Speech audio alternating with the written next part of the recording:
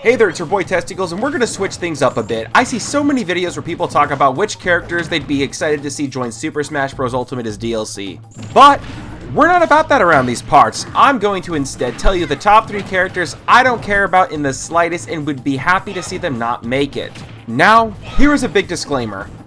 If the character that you desire with all your heart is in this video and that perhaps upsets you, angers you, or personally offends you, I want you to know that from the bottom of my heart and with the utmost respect possible, I don't care and your character sucks. It's kind of like when Joker was announced as the first DLC character. I lost it, my mind was blown, and I was literally shaking with how I didn't care.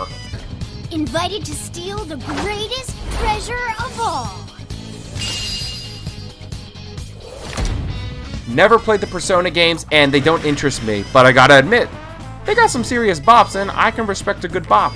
Anyways, let's get right into the content, starting off with the number 1 at the top of my list, and that character I don't want to see as DLC in Smash Ultimate is Sora from Kingdom Hearts. Now I know some fans of Kingdom Hearts are gonna be upset, but I don't care. I played the first and second Kingdom Hearts when I was young, but after looking back at it now, I never liked Sora as a character. He's a boring protagonist. His voice is also annoying, and having to hear him throwing out his moves constantly makes death sound more pleasant. Plus, look at what Square Enix allowed with Cloud and Final Fantasy VII. We got an awesome stage, but only 2 music tracks. This new character is going to have to offer a lot more to be worth it. For example, Joker has some really great songs, and it's sad that the music selection was more impressive than the character himself.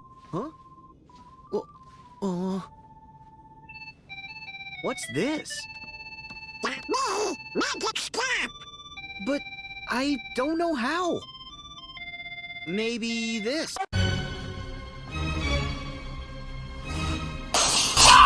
Could Sora have an interesting moveset?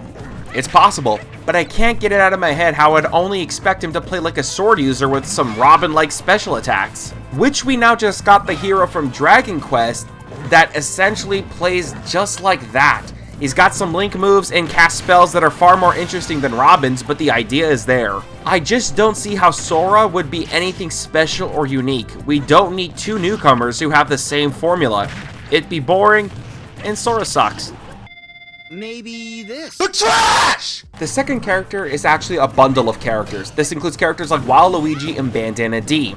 Waluigi, unlike Wario, has never had his own game. Wario has had several over the years, spanning primarily on handheld consoles like Game Boy, Game Boy Advance, DS, 3DS, and one on GameCube.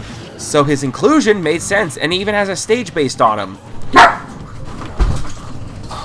What kind of stage will we get for characters like Waluigi and Bandana D?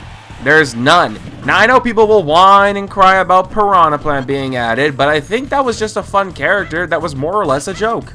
But after working on it, they probably thought it was a really fun idea for a free DLC with the pre-purchasing of the game. As it is obvious, the plant doesn't take a Fighter's Pass slot, so if your character matches the level of Waluigi and Bandana D, then I hope they don't make it. These characters are sadly just not iconic enough that they could have multiple music tracks based on them or even a stage. You could argue that Waluigi could be an Echo Fighter like Daisy, but his proportions don't match any character in the game, so I find it hard to see it even happen. Though, who knows? Maybe his dreams aren't quite dead. No one likes a wreck. The last character on this list is Goku. He's been more of a joke character, but he isn't impossible. He's had several games, and I love Dragon Ball Z a ton, but I just don't feel like Goku fits in Smash whatsoever. Every other character seems reasonable that they could hold their own in fighting each other, but Goku would literally just kill them all. It wouldn't even be a challenge whatsoever. Plus, we already have some representation of Akira Toriyama's work with the hero being in the game, so I personally feel like that's enough. Even though Goku would have some insanely amazing music and an awesome stage, he just doesn't seem to mesh well with the whole Smash world.